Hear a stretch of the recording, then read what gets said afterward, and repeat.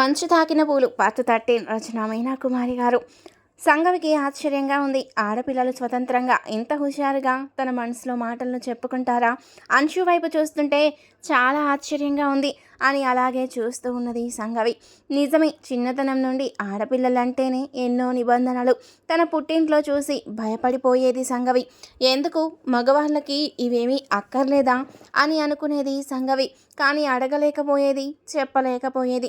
ఇలా ఉండాలి, అలా ఉండాలి, ఎవరికి ఎదురు చెప్పకూడదు, నోట్లో మాట బయటికి రాకూడదు, కాలి బొటన వేళ్ళు సైతం గుమ్మానికి తగలకూడదు, ఎక్కడ పడితే అక్కడ నవ్వకూడదు, ఎవరి పక్కన కూర్చోకూడదు, ఎవరి వైపు అలా తలెత్తి చూడకూడదు, పెద్దలను గౌరవించాలి, చిన్నల మాటలను మన్నించాలి, ఒక దేవతల పేరు తెచ్చుకోవాలి. ఇవే తల్లిదండ్రులు నేర్పిన గొప్ప జ్ఞానాలు. నిజమే కావచ్చు, ఆనాటి కాలంలో ఇటువంటి విషయాలు కుదిరుండవచ్చు. కానీ మనసులో ఈనాడు నాకు రగులుతున్న భావాలను అనర్గళంగా గొంతెత్తి చెప్పాలి అనిపిస్తోంది. నన్ను బాధ పెట్టిన వారిని మాటలతోనే నరికేయాలి అనిపిస్తుంది. తను అనుభవిస్తున్న బాధలు ఎవరికి చెప్పాలో తెలియడం లేదు.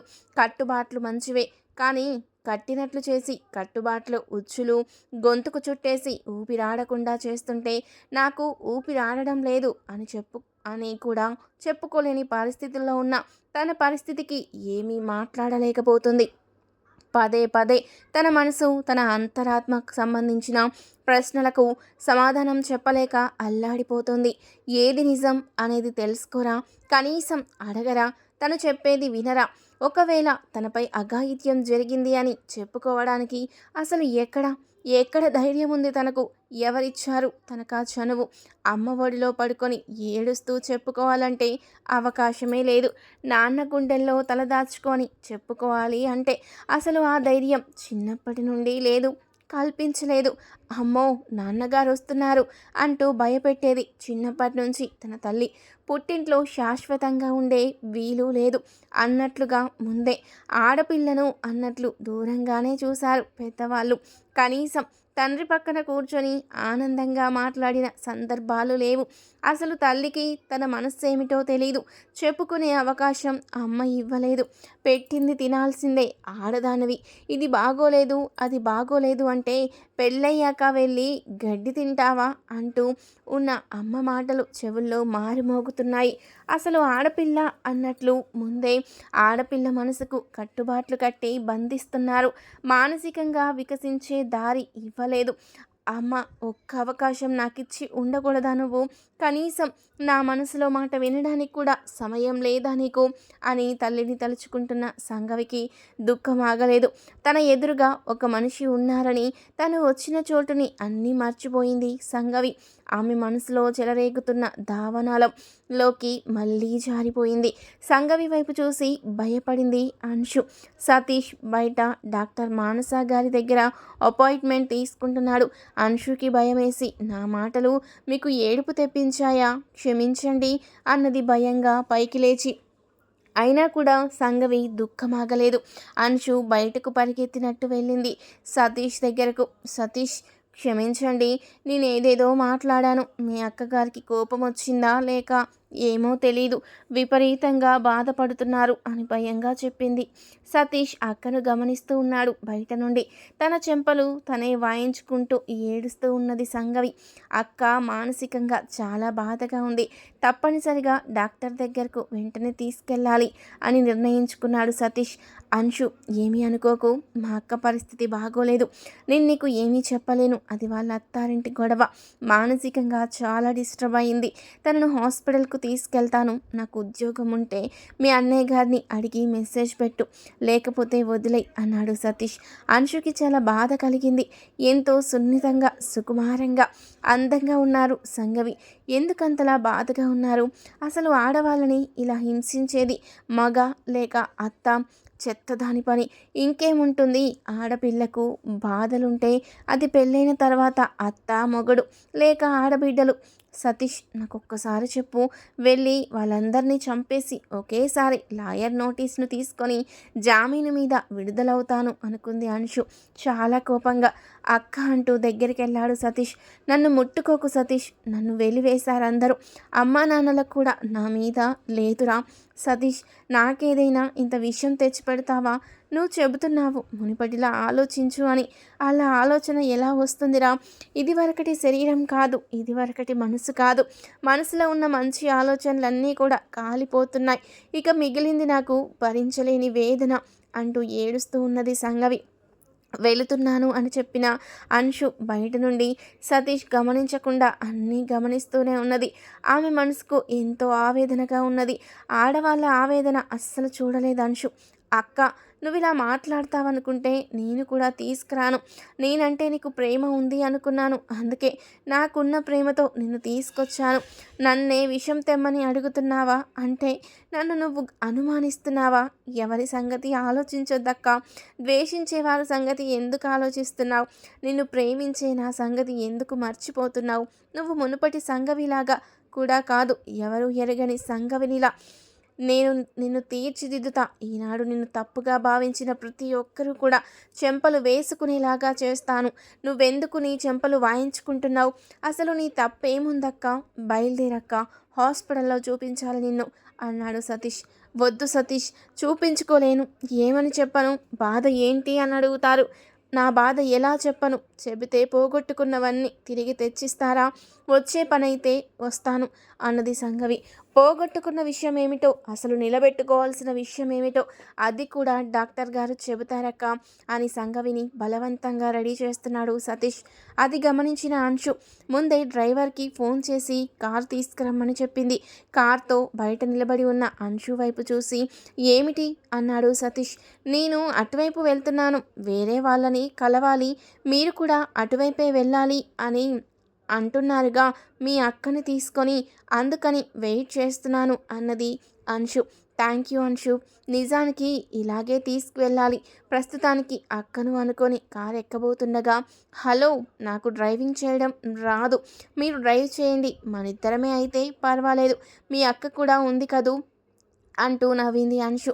డాక్టర్ మానసాదేవి మానసిక వైద్య నిపుణురాలు, గైనకాలజిస్టు. నమస్తే మేడం అంటూ లోపలికి వెళ్ళారు సతీష్, సంగవి. అంశు, నాకు వేరే పని ఉంది, మళ్ళీ ఫోన్ చేయండి, నేను వెంటనే వస్తాను అని చెప్పి కావాలని వెళ్ళిపోయింది. సతీష్ సంగవి విషయంలో జరిగిన విషయాలు మొత్తం కూడా సమీర్ చెప్పినట్లుగా ఒక పేపర్ మీద రాసి ముందుగా డాక్టర్కి అందేలా చేశారు. అవన్నీ ముందే చూశారు డాక్టర్ గారు. అర్థమైంది, నేను వైద్యం చేస్తాను అన్నట్లు సతీష్ వైపు చూసింది డాక్టర్ మానస నవ్వుతూ. మీరు బయటికి వెళ్ళి కూర్చోండి సతీష్ అన్నారు మానసాదేవి. చెప్పండమ్మా, మీ పేరేంటి అన్నారు మానసాదేవి. సంఘంలో మోసపోయిన ఒక ఆడదాన్ని మేడం, సంగవిని అంటున్న సంగవి కళ్ళల్లో నీళ్లు. అంటే అని ప్రశ్నించారు డాక్టర్. అన్ని విషయాలు తెలిసినా కూడా ఏమీ తెలియనట్లుగా అడుగుతున్నారు డాక్టర్ మానసాదేవి. మౌనంగా ఉన్న సంగవి వైపు చూసి, మీరు ఒక పేషెంట్, నేను డాక్టర్ని, మీకు ఉన్న సమస్యలు అన్నీ కూడా నాకు చెప్పుకోవాలి. మీరు అన్నారు డాక్టర్ మానసాదేవి, చెప్పుకుంటే తిరిగి వచ్చే విషయాలు ఏమీ లేవు డాక్టర్, నా జీవితంలో నాకు ఎవరూ లేరు అన్నది సంగవి బాధపడుతూ. మరి ఇప్పుడు మిమ్మల్ని హాస్పిటల్కు తీసుకొచ్చిన వారు ఎవరు అన్నది మానసాదేవి.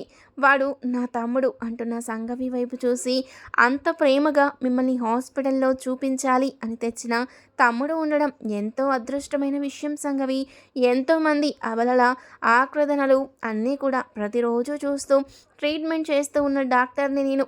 నాకు తెలుసు మీ విషయంలో రక్తం పంచుకు పుట్టిన తమ్ముడు మిమ్మల్ని ప్రేమించడం అన్నిటికన్నా ముఖ్యమైన అదృష్టం. ఆ అదృష్టాన్ని మీరు మర్చిపోకూడదు. ముఖ్యంగా పోగొట్టుకున్న విషయాలను అప్పుడే వదిలేయాలి.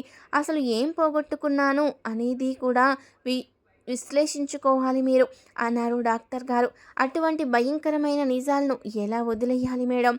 ఏది నాకు ఇష్టంగా జరగలేదు మేడం అన్నది సంగవి. సరే, మిమ్మల్ని ఒకసారి నేను టెస్ట్ చేస్తాను, కొన్ని విషయాలు అడుగుతాను, మీరు చెప్పవలసి ఉంటుంది అన్నారు డాక్టర్ మానసాదేవి. సంగవిని పరీక్ష చేస్తున్నప్పుడు డాక్టర్ మానసాదేవి సంగవిలో ఉన్న అసలైన మిస్టేక్ని గమనించారు. బయట వెయిటింగ్ రూమ్లో కూర్చున్న సతీష్కి ఇంచుమించు అన్ని మాటలు వినిపిస్తూనే ఉన్నాయి. సంగవి, అసలు మీకు అందరికంటే ఎవరిష్టం అన్నారు డాక్టర్ గారు. చిన్నప్పటి నుంచి నాకు మా తమ్ముడంటే ఇష్టం, వాడంటే నాకు ధైర్యం, వాడు చెప్పిన మాట నాకు వేదం, ఇప్పటికీ వాడి మాట వల్లే నేను ఇంకా బ్రతికి ఉన్నాను అన్నది సంగవి. మీ భర్త మీద నీకు ప్రేమ ఉండేది కాదా అన్నారు మానసాదేవి. జీవితకాలం కలిసి ఉండాల్సిన బంధం అని పెద్దలు అనడం వల్ల అది ప్రేమగానే అనుకున్నాను ఇన్నాళ్ళు. సంగవి, మీరు శారీరకంగా మానసికంగా బాధపడ్డారా అన్నది మానసాదేవి. అంటే అన్నట్లు చూసింది సంగవి. బాధపడ్డాను, నన్నొకరు బలవంతంగా దోచుకుంటే బాధపడ్డాను అంటూ వెక్కి వెక్కి ఏడ్చింది సంగవి. మీలో నాకు ప్రిజిడిటీ లక్షణాలు ఇంకా కనిపిస్తున్నాయి. అంటే పుష్పించని పుష్పంలాగా మనం చెప్పుకోవాల్సి ఉంటుంది.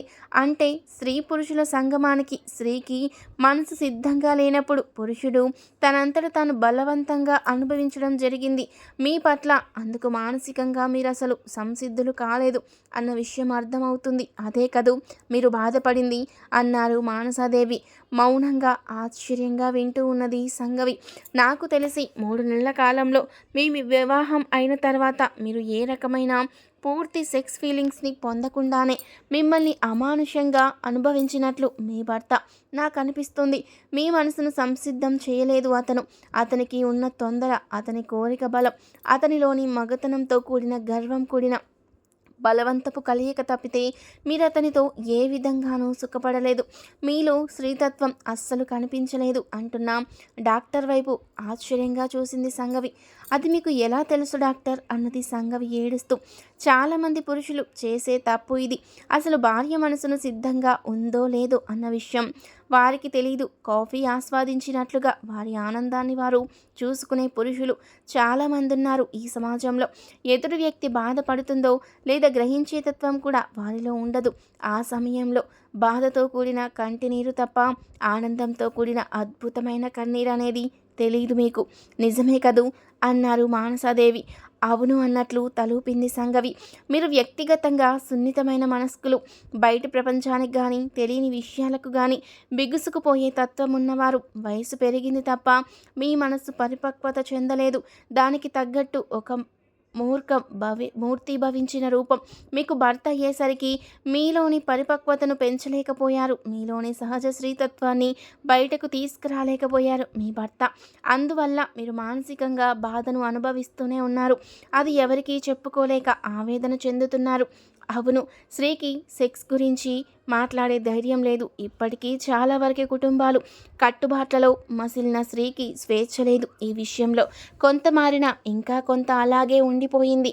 నేడు వస్తున్న నాగరికత అలవాట్లు కావచ్చు, అతివేశాలున్న సినిమాలు కావచ్చు, కథలు కావచ్చు, మరి ఇంకేదైనా కావచ్చు. ఈ విషయంలో ఒక పెద్ద అధ్యాయమే జరిగింది. స్త్రీ సుఖపడింది, భావప్రాప్తి చెందింది అన్న విషయం గమనించని పురుషుడితో సంగమం భయంకరంగా ఉంటుంది. నీలాంటి సున్నితమైన మనసున్న అమ్మాయిలకు నీలాగా ఎంతోమంది అనుభవిస్తున్నారు సంగవి. ఇది నువ్వే కాదు అంటున్న డాక్టర్ గారి మాటలకు ఎంతో వివరంగా ఆలోచిస్తున్నది సంగవి. నీకు అనారోగ్యం ఏమీ లేదు. మానసికంగా ఏదో కోల్పోయాను అనుకుంటున్నావు. కానీ నువ్వు నీ భర్తతో కూడా పొందినది ఏమీ లేదు అన్న విషయాన్ని మర్చిపోతున్నావు. బలవంతంగా లాక్కున్నట్టు అయిపోయింది నీ మనసులోని భావాలను. నీ సున్నితమైన మనస్సును గాయపరిచింది నీ భర్త. ఒక పశు మనసు తత్వం ఉన్న మగాడే తప్ప మనసెరిగి మనసు తనువులు ఏకం చేసి సరైన తోడు మాత్రం కాదు అంటున్న డాక్టర్ మానసాదేవి వైపు అలాగే చూస్తూ ఉంది. ఇన్నాళ్ళు తన మనసులో నీ ప్రశ్నలకు, ఎవరిని అడగలేని ప్రశ్నలకు సమాధానం లభిస్తుంది. నా మనసులో రేగిన మొదటి ప్రశ్నకు సమాధానం దొరికింది. నాలాగా ఎందరో ఉన్నారా అని ఆశ్చర్యంగా ఆలోచనలో పడింది సంగవి. డాక్టర్ మానసాదేవి సంగవి వైపు చూసి చిరునవ్వు నవ్వుతూ, నీలాగా ఎందరో ఉన్నారు అంటే ఆశ్చర్యంగా ఉంది కదూ. ఇప్పుడే ఒక కేసు పిలుస్తాను, మీరు మౌనంగా వినండి, తెలుస్తుంది అంటూ నర్స్ పిలవడంతో ఆమె ఒక 15 ఏళ్ళు కూడా లేని ఒక అమ్మాయిని తీసుకొచ్చింది. ఆరోగ్యం ఎలా ఉంది రక్ష అంటూ అడిగింది డాక్టర్ మానసాదేవి. టాబ్లెట్ మార్చి వేసుకున్నాక పర్వాలేదు మేడం, తలనొప్పి తగ్గింది అన్నది రక్ష. తరచుగా నీకేదో గుర్తుకొచ్చి స్ట్రగుల్ అవుతున్నావు. ఆ విషయాలను అంత గుర్తు తెచ్చుకోకపోవడం మంచిది అన్నారు మానసాదేవి. ఎలా మర్చిపోతాను మేడం అంత త్వరగా? రాత్రి కూడా నాకు ఆ జ్ఞాపకాలు గుర్తుకొచ్చి అల్లాడిపోతున్నాను. నిద్ర రావడం లేదు, సూసైడ్ చేసుకోవాలనిపిస్తుంది అంటున్న రక్ష వైపు అలాగే చూసింది సంగవి. అలా మాట్లాడకు. నీకు చూపించాను కదూ ఒక పాపను. అంతకన్నా నువ్వు బాధ పరిస్థితి ఉన్నావా రక్ష అన్నారు మానసాదేవి గారు. లేదు మేడం, సారీ, ఇంకెప్పుడు అనను అన్నది రక్ష. ఆ పాప దగ్గర కూర్చొని మంచి మాటలు నువ్వు కూడా చెప్పాలి అని చెప్పాను, చెబుతున్నావా అన్నారు మానసాదేవి. చెబుతున్నాను మేడం, ఇప్పుడు కూడా ఆ పాప దగ్గర ఉన్నాను అంటున్న రక్ష వైపు చూసి నవ్వారు మానస గారు. బ్లీడింగ్ తగ్గిపోయిందా అంటూ ప్రశ్నించారు డాక్టర్ గారు. తగ్గిపోయింది మేడం అని చెబుతూ ఉంటే రక్ష, జరిగిపోయిన విషయాలు గుర్తు తెచ్చుకోకమ్మా, నిన్ను బాధించే విషయాలు మర్చిపోవడం మంచిది. అటువంటి విషయాలు గుర్తుకొచ్చినప్పుడు నీ మైండ్ డైవర్ట్ చేసుకొని పిల్లలతో ఆడుకోమని చెప్పాను కదూ అన్నారు మానసాదేవి. ఆ పిల్లలతో కాసేపు ఆడుకుంటూ సమయాన్ని గడుపు. ఆ తర్వాత బలమైన ఆహారం మాత్రం తీసుకోవడం మానకు. నాకు కంప్లైంట్ రాకూడదు నువ్వు తినలేదని అని చెప్పారు డాక్టర్ గారు. అలాగే మేడం అంటూ ఉన్న రక్షకు బీపీ అన్ని టెస్టులు చేశారు మానసాదేవి గారు. బీపీ పెరగనివ్వవద్దు, బ్లీడింగ్ సమస్య ఆగదు, జాగ్రత్తగా ఉండాలి అని చెప్పి పంపించేశారు. ఇప్పుడొచ్చిన ఆ అమ్మాయిని చూసావు కదూ సంగవి అన్నారు డాక్టర్ మానసాదేవి. ఏమైంది మేడం ఆ అమ్మాయికి అన్నది సంగవి. అక్కడ ఉన్న ర్యాక్లో ఉన్న న్యూస్ పేపర్ ఒకటి సంగవి ముందు ఉంచింది. అది చదవండి అన్నది మానసాదేవి. కొన్ని నెలలుగా తల్లి సంరక్షణ అనేది రక్ష అనే అమ్మాయిపై మత్తులో ఉన్న తండ్రి పదే పదే అత్యాచారం జరిపేవాడు. అది గమనించిన రక్ష అన్న కూడా తన స్నేహితులతో కలిసి ఆ అమ్మాయిని రకరకాలుగా హింసిస్తూ అనుభవించేవారు. ఆ తర్వాత ఒకసారి దరిద్రమైన శాడిజం సినిమాలు చూసిన కుర్రగారు, 17 ఏళ్ళు కూడా లేని యువకులు ఆ అమ్మాయి మానంలో ఒక స్టీల్ రాడ్ దింపి పైశాచికంగా ఆనందించారు. పొరిగింటి వాళ్ళు గమనించి భయంకరంగా బ్లీడింగ్ అవుతున్న ఆ అమ్మాయిని డాక్టర్ మానసాదేవి గారి దగ్గర అడ్మిట్ చేయడం జరిగింది. వావి వరుస ఎక్కడున్నాయి, వేరొకరితో తన స్వార్థపు ఆనందం కోసం లేచి వెళ్ళిపోయింది. ఇష్టమైన వాడితో రక్షను కన్న తల్లి. ఆ అమ్మాయి జీవితం అలా అయింది. అయ్య బాబోయ్, అసలేమిటిదంతా అని తల పట్టుకుని సంగవి. రక్ష విషయం నీకు తెలియజేయడం నిన్ను భయపెట్టాలి అని కాదు సంగవి. సమాజంలో కనీసం మానవతా విలువలు దిగజారే వైనం, వావి వరుసలు కూడా మర్చిపోయిన కుళ్ళిపోయిన సమాజ పరిస్థితి. ఇటువంటి కారణాల వల్ల ఎందరో అమాయకులు బలైపోతున్నారు. క్షణికమైన సుఖం కోసం హత్యలు, మానభంగాలు. ఇటువంటి పరిస్థితులు ఒకప్పటి కాలంలో కూడా లేవు అనడం లేదు. ఆకలి, నిద్ర, సెక్స్ జీవితంలో ఒక పార్ట్. ఇది కూడా ఆకలికి అన్నం తినేదాకా ఎలాంటి బాధ ఉంటుందో, నిద్రకు ఎలా అవస్థ పడతారో అలాగే కోరిక, ఆలోచన కూడా అంతే. ఎదుర్కొనేవారు, వాటికి సరైన వారి దగ్గరికి వెళ్ళేవారు, అందుకు అంగీకరించిన వారితోనే కలిసేవారు. అది వారిష్టం, అందువల్ల ఎవరికి ఇబ్బంది లేదు. కానీ అలా కూడా కుదరనప్పుడు ఆరోగ్యకరమైన స్వయం తృప్తితో ఆ విషయాన్ని పరిసమాప్తి చేసుకునేవారు, మైండ్ క్లియర్ చేసుకునేవారు. అందువల్ల ఎవరికి ఇబ్బంది ఉండదు. మరొక ఆలోచన లేకుండా ఉండేవారు. అది మంచిదే కదా, అది తీరకే కదా ఇటువంటి దరిద్రాలు దాపురించాయి. ప్రకృతి ధర్మమైన కలయిక కూడా కాదు, అది నీచమైన భయంకరమైన దృశ్య విషయాలకు బానిసలైపోయి భయంకరంగా తయారవుతున్నది మన సమాజం. వారి కోరిక కోసం ఇతరులను ఏ విధంగా అయినా వయసు తారతమ్యాలు కూడా చూడకుండా, వావి వరుసలు కూడా లేకుండా హింసించి ఆనందించే అటువంటి మానసిక సైకోల వల్ల ఇటువంటి శిక్షలు అమాయకులు ఎందరో అనుభవిస్తున్నారు. మంచు తాకిన పువ్వుల వలె అలా కళ్ళ ముందు అందంగా కనిపించే వారి రూపాలు అంతే. వారి మనసుని వారికి మళ్ళీ తిరిగి ఇవ్వగలమా? వైద్య రీతిలో కూడా ఎంతో ఓర్పుతో కూడిన కౌన్సిలింగ్ సాధన చేయాల్సి ఉంటుంది సంగవి. ఒకప్పుడు మానసిక వైద్యులకు అసలు వారికి ప్రాక్టీస్ కూడా ఉండేది కాదు. కానీ ఇప్పుడు వందలాది పేషెంట్లు ఈ ఆసుపత్రుల చుట్టూ తిరుగుతున్నారు. వయస్సు తారతమ్యం లేకుండా పట్టించుకున్న వారు ఆసుపత్రులకు వస్తున్నారు. అలా కూడా లేనివారు, అలా చనిపోయిన వారు ఉన్నారు. ఎందరినో పోయిన సంవత్సరంలో దాదాపు ఇటువంటి కేసులు నేను ఎన్నో ట్రీట్మెంట్ చేయడం జరిగింది. సమాజంలో ఇటువంటి దరిద్రపు వ్యవస్థ ఎందుకు మొదలైంది అంటే కారణముందా? ఎవరికి వారు స్వార్థంగా నేను నా జీవితం అంతే అన్నట్లు భావించుకుంటే అసలు సమాజాన్ని పట్టించుకొని పీడిస్తున్న సైకో చెదలు వదిలించేదెవరు? సరైన ఆరోగ్యకరమైన వాతావరణాన్ని తీసుకురావడం పట్ల శ్రద్ధ ఎవరికీ లేదు. ఏదైనా జరిగితే అమ్మో అని భయపడ్డం ఎవరికి వారు లోపల వారి సెక్యూరిటీ వారు చూసుకోవడమే జరుగుతుంది. ఒక్కోసారి రోడ్డు మీద అతి దారుణంగా పడి ఉన్న శిశువులను కూడా పట్టించుకోకుండా వెళ్ళిపోతుంటారు మరికొందరు. అర్ధరాత్రి ఎవరైనా ఎవరైనా అమ్మాయిలు లిఫ్ట్ అడిగినా కూడా ఇవ్వడానికి భయపడతారు. అలా జరిగిన ఒక కేసు అతి దారుణంగా ముగిసింది. నిజమే, ఈ కుళ్ళిపోయిన వ్యవస్థలో మళ్ళీ మూఢనమ్మకాలు. కారు ఆపినది దెయ్యం అనుకుని ఆపలేదట. ఆ కారు వాళ్ళు మరొకరు నాటకమాడి తమకేదో ఒకటి హాని కలిగిస్తుంది ఆ అమ్మాయి అన్న భయంతో ఆపలేదు. కానీ ఆ అమ్మాయి ఆపదలో ఉన్న విషయం ఎవరూ గమనించలేకపోయారు. నిజానికి ఇలా అనుమానాలు కలిగే కారణాలు కూడా ఉన్నాయి. కానీ సమాజాన్ని సంరక్షించుకునే బాధ్యత అందరిది కాదా? నేడు జరుగుతున్న పసివాళ్లపై ఘోరాలు, ఆడపిల్లలపై జరుగుతున్న దారుణ మారణ హోమాలు ఇవన్నీ చూస్తుంటే ఏమనిపిస్తుంది? కనీసం మనకు మనమే కాక మన వాడకట్టు వారికైనా కూడా అందరం కలిసి ఒడంబడికగా ఉందామని అందరూ నిర్ణయించుకున్నా కూడా ఇటువంటి ఘోరాలు జరిగే అవకాశాలు తగ్గుతాయి. ప్రతి ఒక్కరూ సూక్ష్మ దృష్టితో గమనించే పరిస్థితి ఉండాలి. ఇది సంగవి. ప్రస్తుతానికి నీకు బలానికి టాబ్లెట్స్ ఇస్తున్నాను. మీరు చేయవలసిందల్లా ఒంటరిగా ఇంట్లో ఉండకండి. బయట ప్రపంచంలోకి రండి. ప్రపంచాన్ని చూసి భయపడి లోపలే ఉన్నారు మీరు ఇన్నాళ్ళు. కానీ మీరు బయట ఉండాల్సిన పరిస్థితి వచ్చినప్పుడు ఆ పరిస్థితులకు ఎదురు తిరిగే సాహసం లేకపోయింది. ఎందుకంటే మీరు బయట ప్రపంచానికి ఎక్కువ భయపడతారు కాబట్టి ఎదుర్కోవాలి అన్న ధైర్యం కూడా కోల్పోయారు. ఎదిరించాలి సంగవి అంటూ అక్కడున్న మరొక పేపర్ ఇచ్చింది మానసాదేవి. ఒక పాప 10 ఏళ్ళు కూడా లేవు. స్కూల్ నుంచి వెళ్తుంటే రోడ్డుకు పక్కనే ఉన్న ఆటో అబ్బాయి ఆ అమ్మాయిని ఆటోలోకి లాగి బలవంతంగా తీసుకెళ్లాలని ప్రయత్నించినప్పుడు వెంటనే ఆ అమ్మాయి తిరగబడి తన కాలుతో బలంగా అతని వృషణాల మీద తన్నింది. అతను పెట్టిన కేకకు చుట్టూ జనం వచ్చేశారు. జరిగిన విషయం చెప్పింది పాప.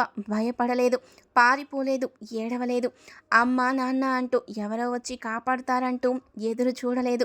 ఆ పాపని పెంచిన తల్లిదండ్రులకు అవార్డు ఇవ్వడం కూడా జరిగింది. ఆ పాప ఆటో నెంబరు అన్నీ కూడా గుర్తుపెట్టుకొని పోలీసులకు పూర్తి సాక్ష్యాలతో ఇచ్చింది. వారి కుటుంబీకులు కాక ఆ కాలనీలో ఉన్న వారంతా కూడా సహాయంగా ఉన్నారు. ధైర్యం అనేది మనకంటూ ఒక కాలనీ ఏర్పరచుకుంటే అందరూ మనకు వెనక ఉంటారు అనుకుంటే అందరిలో ధైర్యం పెరుగుతుంది. కానీ అందరిలో స్వచ్ఛమైన మార్పు రావాలి.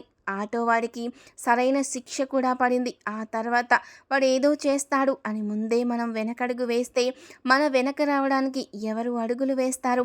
కష్టం వచ్చినప్పుడు మాత్రం మన సిస్టమ్ మారిపోవాలి, ఎలర్ట్ అయిపోవాలి. ప్రతి ఒక్కరూ ఒక ఆయుధంగా మారిపోవాలి. బిగించిన పిడికిలో ఉన్న బలాన్ని చూపించాలి. ఆడది ఆది శక్తి కాదా అంటున్న మానసాదేవి గారి మాటలకు ఎంతో ధైర్యం వచ్చింది సంగవికి.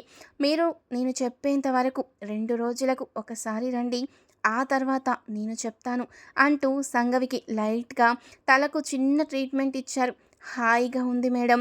తలలో ఉన్న మంట, ఏవేవో పిచ్చి ఆలోచనలు బయటకు వెళ్ళిపోయాయి అంటున్న సంగవి వైపు చూసి నవ్వుతూ, అప్పుడే వెళ్ళిపోవు, రోజు విడిచి రోజు రండి. మీకు కౌన్సిలింగ్ అవసరం, ట్రీట్మెంట్ అవసరం కొన్నాళ్ళు అని చెప్పారు మానసాదేవి గారు. వీడియో చూసే ముందు ప్లీజ్ అండి వీడియోకి తప్పకుండా ఒక లైక్ చేయండి. స్టోరీ చాలా బాగుంటుంది, అస్సలు మిస్ అవ్వకండి.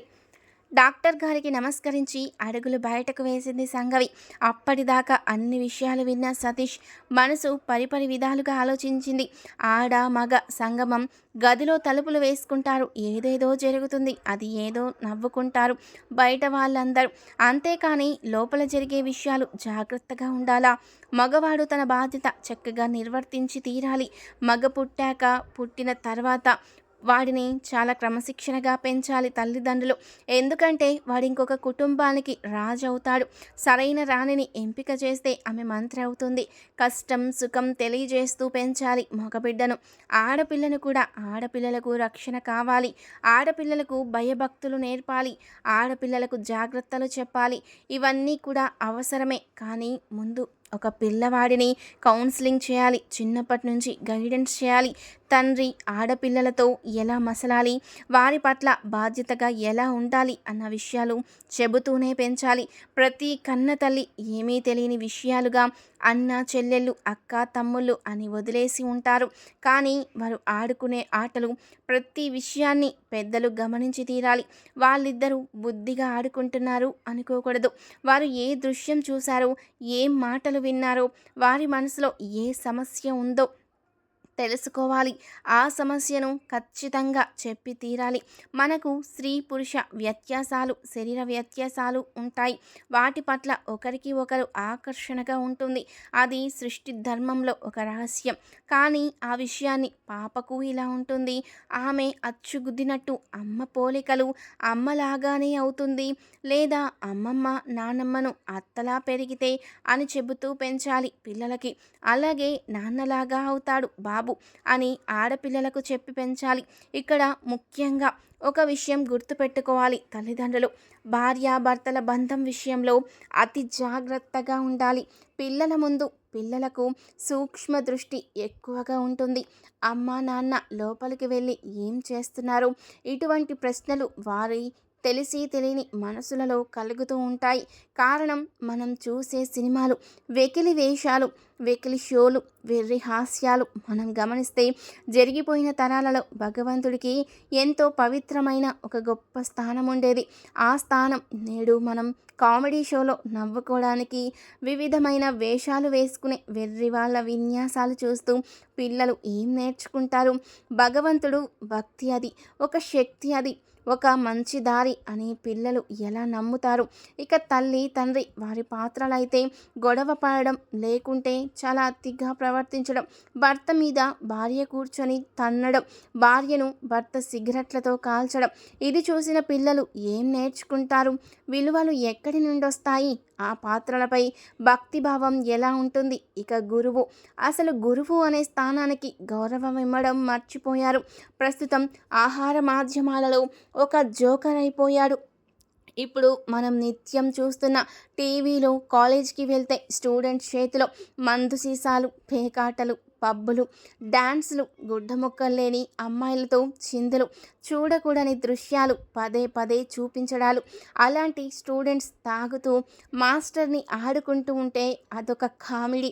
మన జీవితం బంగారు బాటలోకి నడవడానికి ముఖ్యమైన పవిత్ర పాత్రలను విలువలేని హాస్య పాత్రలుగా మలుచుకుంటున్నాం. ఎందుకు నవ్వుతున్నామో తెలియకుండా నవ్వుతూ ఉంటాము. నిజమైన హాస్యరసం అది కాదు. తెనాలి రామలింగడి హాస్యంలో ఒక గ్రహించలేని చతురత, ఒక నీతి, ఒక గురుభక్తి, ఒక రాజనీతి ఇమిడి ఉంటుంది. హాస్యం అంటే అది. అందరూ కూర్చొని పరిపూర్ణంగా నవ్వుకుంటే హాస్యం. ఈరోజు మన పిల్లలకి స్టడీస్లో ఏదైనా ప్రశ్నలు అడిగితే రావు, కానీ పలానా వ్యంగ్యపూర్వకమైన డైలాగ్ ఏ సినిమాలోది అంటే టక్కున చెప్పేస్తారు. అది వెకిలి డైలాగ్ అయితే మరీ పండుతుంది. మన సభ్య సమాజం మారినంత వరకు, ఇటువంటి పాత్రలకు మనం విలువ ఇచ్చేంత వరకు మార్పు రావడం కష్టం. విలువలు అనేవి వల కన్నా ముఖ్యం అని తెలుసుకోవాలి. మన విలువలు మనమే తీసుకుంటున్నప్పుడు రాబోయే తరాలకు మిగిలేదేమిటి? శూన్యం. పెరిగేది సైకోల సమాజమే. మరి నేను చెప్పింది నిజమే అంటారా? ఏమంటారో కామెంట్ రూపంలో తెలియజేయండి. తర్వాత ఏం జరిగింది అనేది నెక్స్ట్ పార్ట్లో తెలుసుకుందాం. వీడియో నచ్చితే తప్పకుండా లైక్ చేసి సబ్స్క్రైబ్ చేసుకోండి. Thank you for watching.